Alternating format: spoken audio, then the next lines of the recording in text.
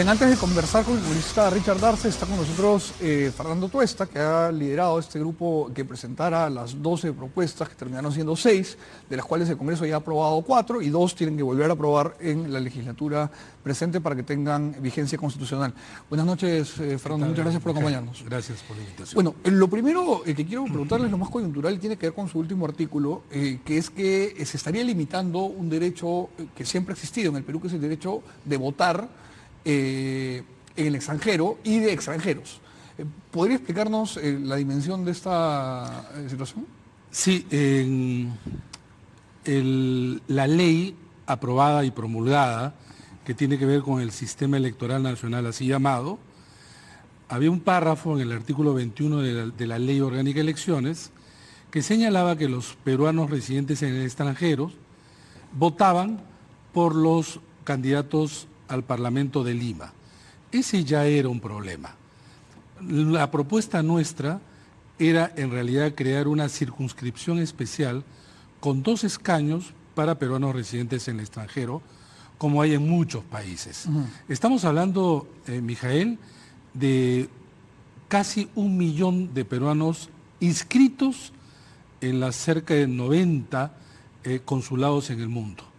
Claro, solo en los Estados Unidos creo que hay una población electoral más importante que cualquier distrito capitalino, ¿no? Sí, no, sin duda, sin duda. Además, ya 1 millón de electores constituye casi entre los 4 o 5 circunscripciones más grandes.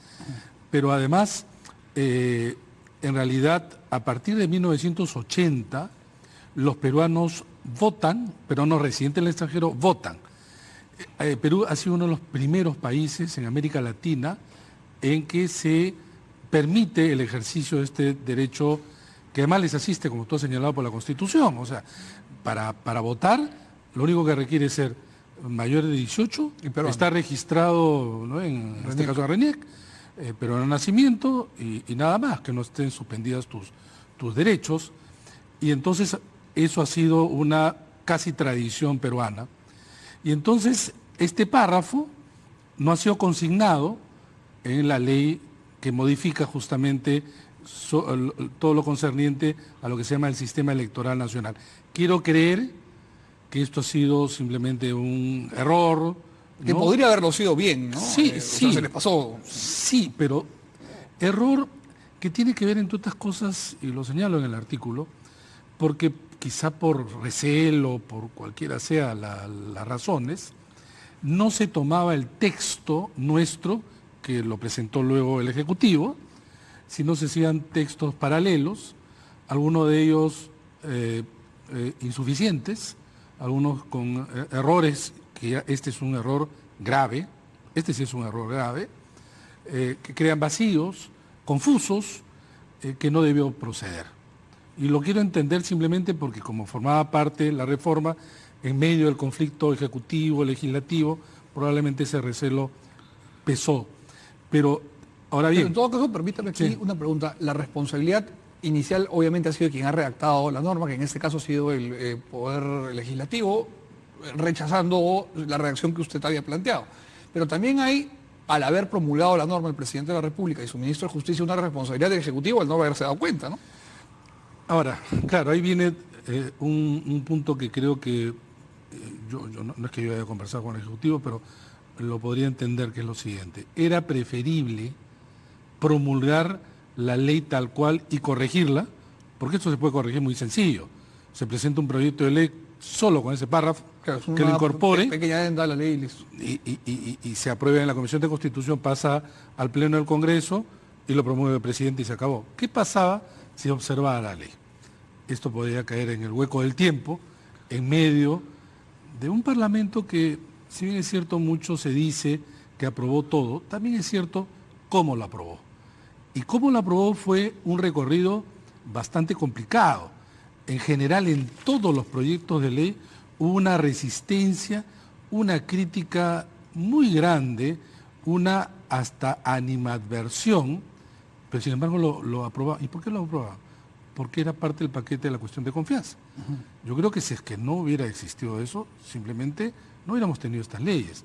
Y entonces, repito, creo que la salida no sé lo que ha estado en la cabeza del Ejecutivo, pero, digamos, esta salida es mejor. Pero advierte, pues, Mijael, cómo se han llevado las cosas. No ha sido fácil.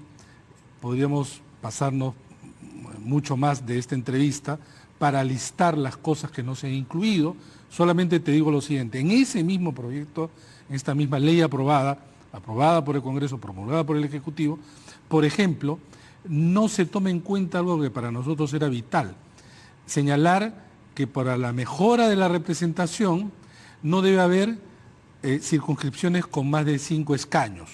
Y si es que esto se diera, un departamento-región se dividiría en partes iguales. Por ejemplo, si tienes 8, 2 de 4. Correcto. Pero lo más importante era Lima. Lima tiene 36 representantes. Cuando tú tienes que 36 representan a 7 millones, es decir, muchos representan a muchos, la representación se diluye. Esto lo que hace es que, por ejemplo, tú nunca debes haber escuchado a ningún parlamentario de Lima pararse y dice: hablo en nombre de los limeños. O de los vecinos de tal distrito, ¿no? Claro. No, es que no lo podrían ser de un distrito, porque la circunscripción no es el distrito, es Lima. Lima. Pero es más, el limeño, cuando tiene problemas, a diferencia del tumbesino que intenta llegar a representante, acá no van donde los limeños, porque además los representantes limeños suelen aparecer como representantes y de preocupaciones nacionales. Entonces, bajo esta mirada, nosotros promovimos, presentamos, dentro de justamente de esa ley, la idea de que en el caso de Lima se tendría que dividir en 8 circunscripciones. De tal manera que tú tenías ya mucho más acotado la relación causal entre representantes y representantes. Tú podías saber, bueno, estos son mis 4 o 5 representantes. Entonces, como sucedió, recuerdas, en el verano, todo este problema en San Juan del Lurigancho, ahí tú tenías los extremos. O podía no ir ningún congresista y no pasaba nada, o podían ir los 36. O sea, los extremos. Pero si tú ya tienes una circunscripción, digamos, que acote el número, tú ya sabes que le corresponde a estos 4 congresistas velar por su circunscripción para resolver sus demandas, canalizar en todo caso, ¿no? Sí. De esto como muchas. Con respecto a la reforma en general, la semana pasada estuve con una mesa completa de analistas hablando de la reforma y el día anterior largo con Juan de la Puente. Y los dos, tanto Juan como los panelistas, estaban más o menos de acuerdo en que la reforma ha sido tan recortada por el Poder Ejecutivo, que dejó de mandar 6 proyectos, y por el propio Congreso, que lo ha modificado, que ya dejaría de tener sentido temporal. Porque algo que, y esto me lo ha dicho usted conversando aquí en el programa meses atrás, cuando estaba fraguando recién la reforma, iba a ser complicado llegar al 2021. Llegar al 2020. En el artículo de hoy trato de diferenciar qué en realidad tiene impacto, sobre todo en el cronograma. El único que tiene un impacto, si fuera el 2020, es el referido a democracia interna. Pero si tú ves el cuerpo de la ley, se acerca a lo que nosotros habíamos presentado. Pero acá viene el problema: las disposiciones transitorias, que desnaturalizan el cuerpo de la ley. Y dicen, para el 2021, una serie de consideraciones. Entonces, ¿cuál es mejor? Llegar al 2020, me refiero simplemente como un ejercicio, ¿no? Temporal. Llegar al 2020 sin aplicación de esa ley, o llegar al 2021 desnaturalizada. La verdad que no sé cuál es mejor. Entonces, ese es la única ley que tendría impacto, digamos, en el cronograma, que no podría aplicarse. El resto, las 3, independientemente se aplica el 20 como el 21. Ahora, si dejamos por un momento las reformas políticas que la comisión que usted encabezó cuajaron y presentaron al Estado peruano, y hablamos con Fernando Tuesta, ex cabeza de la OMPE, organizador de elecciones, le pregunto, el doctor Blume ha señalado que en el caso de que se presentara tendría que ser una demanda competencial o una acción por alguna parte, bueno, hay varias formas de abrir el TC ahí, pero para ver si es que se puede hacer la cuestión de confianza con respecto al adelanto de elecciones en particular, él ha dicho que él calcula que el TC se demoraría 4 meses en evaluarlo.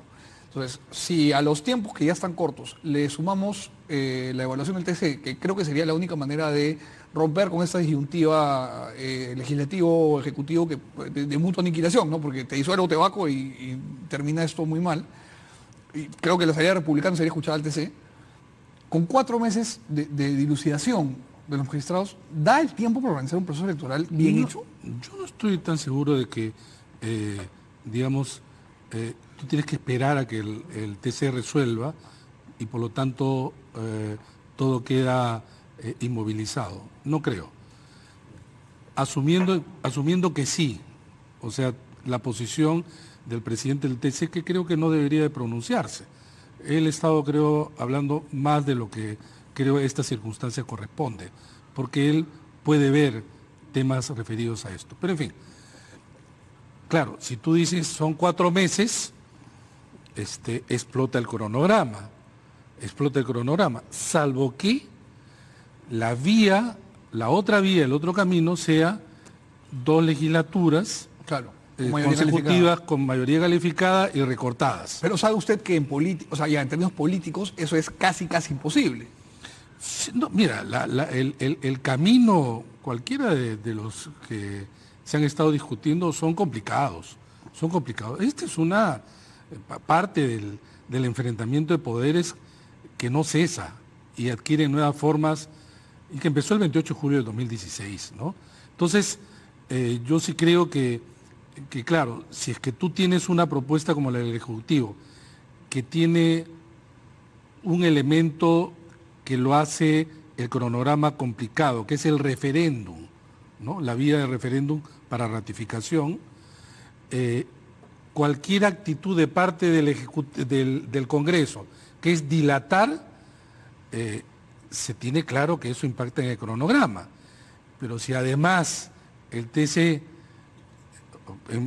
según tus palabras del presidente, se va a demorar 4 meses, simplemente se revienta. No tendrías que decidir nada. Solo ampliando el plazo de la decisión, ya lo revientas. ¿Qué vas a decidir? Es como que digas, yo me tomo 4 o 5 meses y digo, sí se puede hacer, cuando ya reventaste el cronograma. Parece absurdo, ¿no? Entonces, de la misma manera el Congreso. O sea, si esto merecía urgencia, actúas con urgencia. No actúas en los plazos ordinarios. Te digo, si es que eres consecuente con lo que dices que estás haciendo. Entonces, esto se debió resolver en agosto y ya hemos terminado agosto. Se están consumiendo días de septiembre. Y saben en el Congreso que mientras más días se consume, la probabilidad disminuye. Correcto. Casi no tienes que discutir, o le sacas la vuelta a la discusión y a la decisión. En términos de cronograma, los días son vitales por una sencilla razón, además, Mijael.